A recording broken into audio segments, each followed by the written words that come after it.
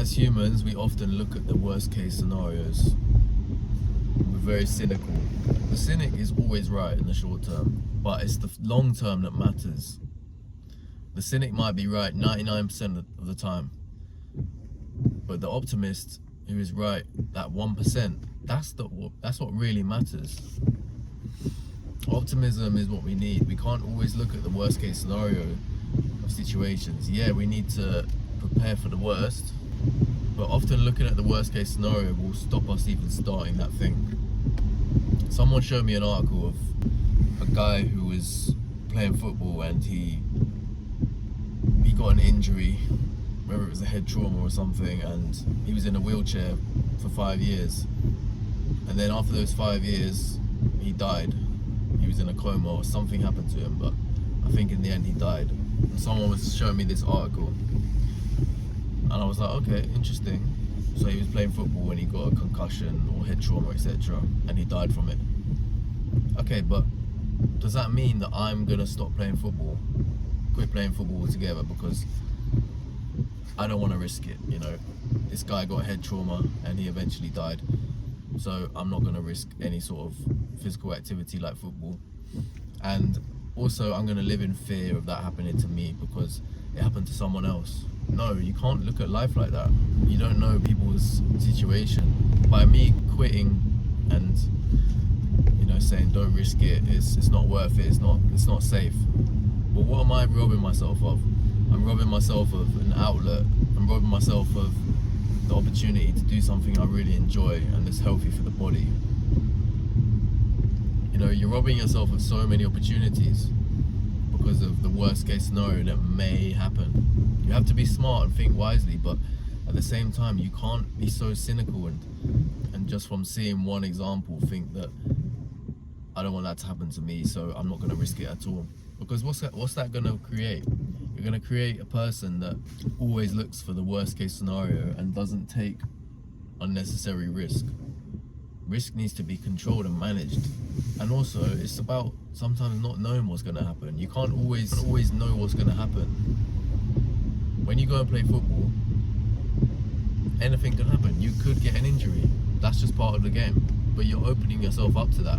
You're putting your cards on the table and saying, okay, this could happen. I could get an injury.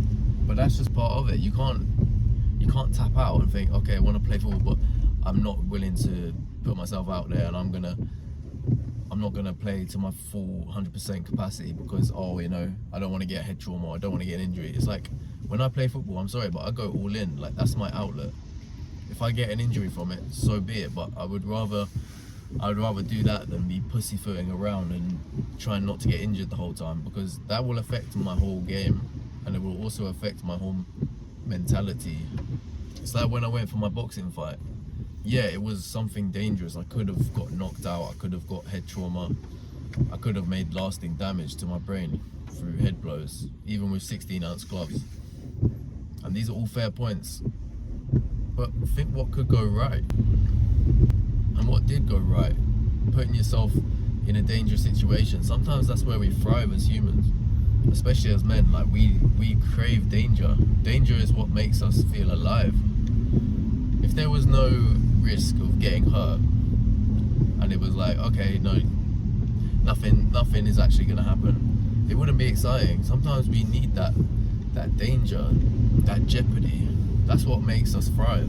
It's all very well doing a quick spar in the boxing gym, you know, oh, it's much safer, oh, it's much safer that way, you know, there's not going to be any risk, you're wearing head guard and no one's going to hit you too hard. Okay, cool, but it's the threat, it's the impending threat right in front of you, throwing punches at you that you need to battle.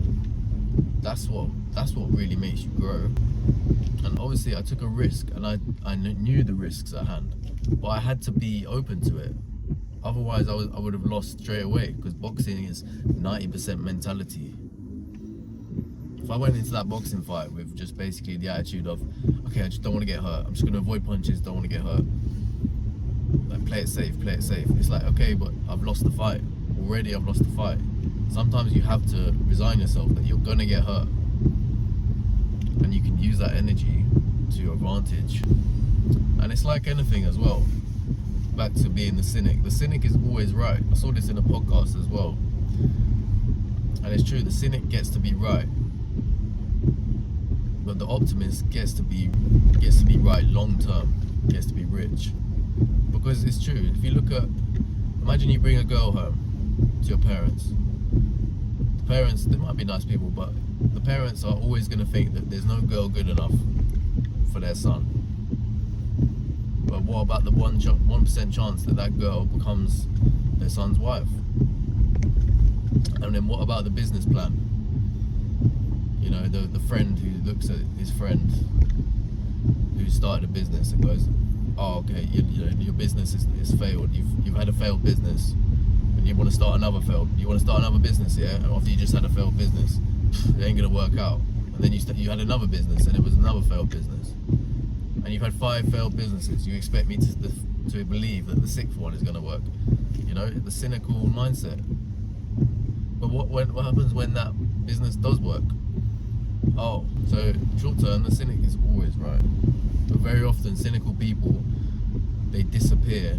Once things start speeding up and once people actually get some success, the cynics are gone. They're all gone. So don't watch what the cynic says sometimes. Much better to be optimistic. Don't be naive, but much better to be optimistic and actually believe in yourself instead of thinking what could go wrong and having negative self-talk. It's very easy in the short term to think cynically, but in the long term, think optimistically. You know, what could go right?